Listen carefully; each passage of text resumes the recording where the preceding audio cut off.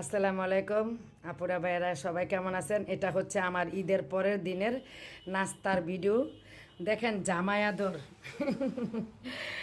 এটা হচ্ছে নেহারির মতন রান্না করেছি। এটার ভিডিও আমার পুরা আছে, দিব।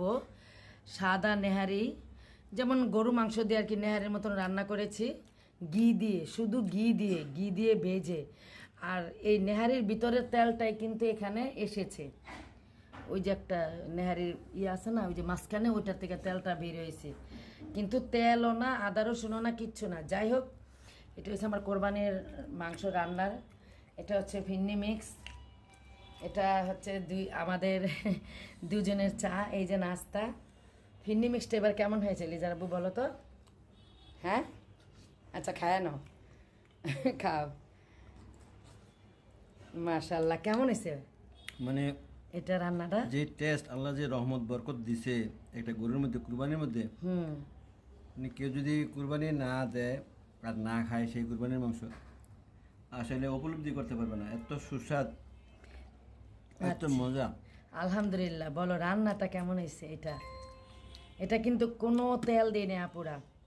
রান্নাটার জন্যই তো সেই অতুলনীয় মজা। সেই সাকসেস রান্নাটার জন্য। দেখছেন কত সুন্দর কালার, দেখেন। আর একেবারে নরম, মানে আপনার ভাইয়া না ধরতেই একদম মানে চিরা গেছে লাগে। মাংসটা একটু টিপদা দেখাও তো। এন থেকে একটা খাঁটি মানে মাংস দেখেন। আলহামদুলিল্লাহ। আমার কি যে ভালো লাগে, আমি রান্না করার পর যদি আমার ছেলে মেয়ে আর আপনার ভাইয়া তৃপ্তি সহকারে খায়। আমি একটা জুটার প্লেট দিতে ভুলে গেছি। আচ্ছা থাক। একটা মাংস গরম তো, অনেক গরম। ভাঙ্গ এমনি একটু হাত দিয়ে ভাঙিয়ে তো, গরম তো দেখানো যাইতেছে না, অনেক গরম। একদম নরম, দেখছেন আপুরা? দেখেন একদম নরম গলিয়া গেছে। দেখেন কোনো মশলা নাই, কোনো মশলা নাই, একেবারে মশলা ছাড়া। আর পায়েসটা কালকে ফিন্নি মিক্স যে রান্না করছি ঈদের দিন। মানে দেখেন, পায়েস তো খাওয়া হয়েছে, গত 2 দিন যাবত পায়েস খাওয়া হইতেছে। এই যে এখন নিছি পায়েসটা, দেখেন পায়েসটা কালার দেখেন কত সুন্দর। এখানে অরিজিনাল গরুর দুধ, 1 প্যাকেট ফিন্নি মিক্স রাঁধুনি, 2 কেজি অরিজিনাল গরুর দুধ। হ্যাঁ, এত এই যে খামিরটা দেখেন কত গাঢ়া, খাইতে অনেক মানে আমার খামিরের গাঢ়ার মতো, খাইতেও সেরকম মধুর। আপনার ভাইয়া আর আমার মেয়ে কালকে শুধু এই ফিন্নি মিক্সটাই বেশি খাইছে। আর এমনি মোরগ পোলাও রান্না করেছিলাম, সেটাও মিম আপনার ভাইয়া তৃপ্তি করে খেয়েছে আলহামদুলিল্লাহ। দেখুন খাও, একেবারে মশলা কম। আমি কখনই রান্না করি না, এই ফার্স্ট রান্না করেছি।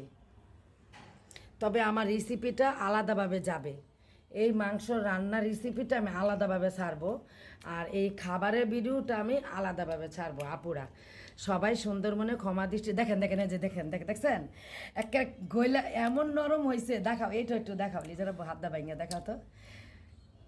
হ্যাঁ, একটা জুটার বেলায় দিতে ভুলে গেছি। দেখো মাশাআল্লাহ, দেখছে কি নরম। হাত দিয়ে একটু ভাঙিয়ে দেখাও না। কি নরম, আলহামদুলিল্লাহ।